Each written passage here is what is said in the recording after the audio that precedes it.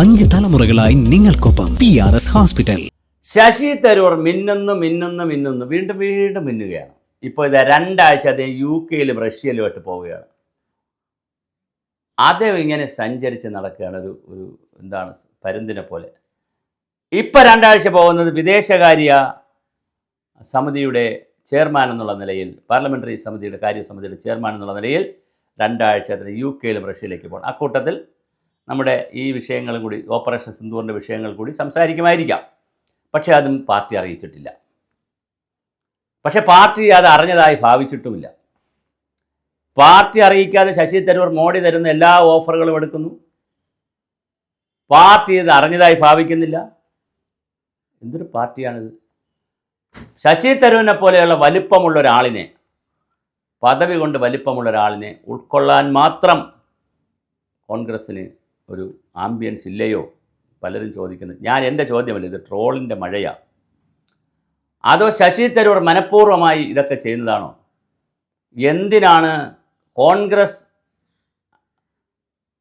നേതാവായ അദ്ദേഹം RSSൻ്റെയും CPMൻ്റെയും ബന്ധമുണ്ടെന്ന് പറഞ്ഞ് വലിയ പ്രശ്നാധിഷ്ഠിതമായി നിന്ന തെരഞ്ഞെടുപ്പ് ദിവസം ഒരു ഉച്ച സമയം നോക്കിയിട്ട് ശശി തരൂർ ഒരു ബോംബ് പൊട്ടിച്ചു? അദ്ദേഹത്തിന് അങ്ങോട്ട് വിളിച്ചിട്ടില്ല. അപ്പോൾ കുറേ കോൺഗ്രസ് നേതാക്കൾ ബഹളം ഉണ്ടാക്കി. എന്തിനാണിത് സംഭവിച്ചത്?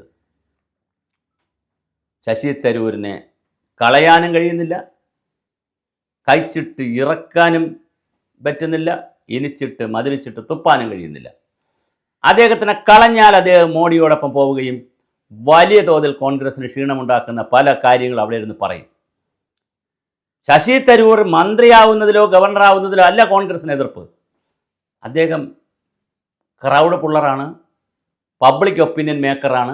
അദ്ദേഹം അവിടെ ചെന്നിരുന്ന് മോഡിക്ക് അനുകൂലമായി എന്തെങ്കിലും പറഞ്ഞാൽ അത് BJPക്ക് ഗുണം കിട്ടും. അല്ല ശശി തരൂർ അങ്ങോട്ട് പോകുന്ന ഒരു വ്യക്തി പോകുന്നതിനോട് വലിയ താല്പര്യക്കുറവൊന്നുമില്ല. ഇനി KC വേണുഗോപാൽ പോയാലും കോൺഗ്രസ്സിന് പ്രശ്നമില്ല.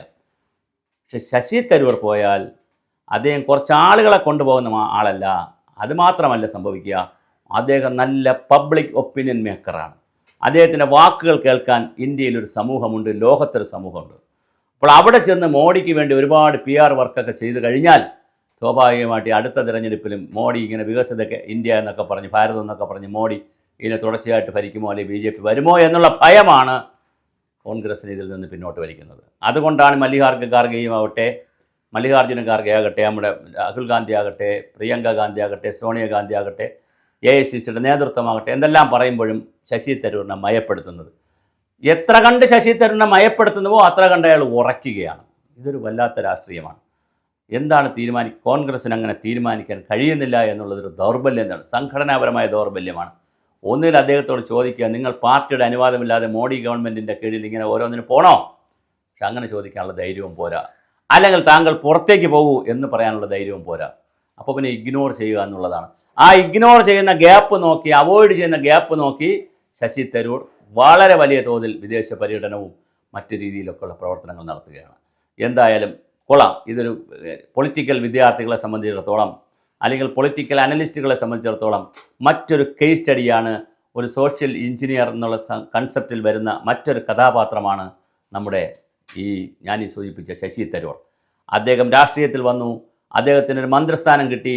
അത് അദ്ദേഹത്തിൻ്റെ വ്യക്തിപരമായ ചില പ്രശ്നങ്ങൾ കൂടിക്കൊണ്ട് അത് നഷ്ടപ്പെട്ടു. ഒരുപക്ഷെ അത് നഷ്ടപ്പെടാതിരുന്നെങ്കിൽ ഇന്ത്യൻ പ്രധാനമന്ത്രി കാൻഡിഡേറ്റ് എന്നുള്ള നിലയിൽ തന്നെ, അല്ലെങ്കിൽ ഉപപ്രധാനമന്ത്രി കാൻഡിഡേറ്റ് എന്ന നിലയിൽ കോൺഗ്രസിൽ കൂടെ തന്നെ വളരാൻ കഴിയുമായിരുന്നൊരു വ്യക്തി ഇങ്ങനെയൊക്കെ നിൽക്കുന്നത് കാണുമ്പോൾ കാണുന്നതിലൊരു വിഷമമുണ്ട്, ഖേദമുണ്ട്. പക്ഷേ എന്തായാലും കോൺഗ്രസ് എന്ന് പറയുന്ന പ്രസ്ഥാനത്തിന് ശശി തരൂരിനെ കൃത്യമായി ഉപയോഗിക്കാൻ കഴിഞ്ഞോ എന്ന് ആലോചിക്കുക.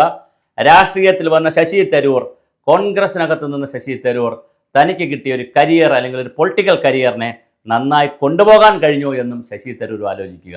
എല്ലാവരും ആലോചിക്കുക. എല്ലാവരും ആലോചിക്കാത്ത പക്ഷം ജനങ്ങൾ വീണ്ടും ജനാധിപത്യത്തിൽ മണ്ടന്മാരാവുകയാണ്.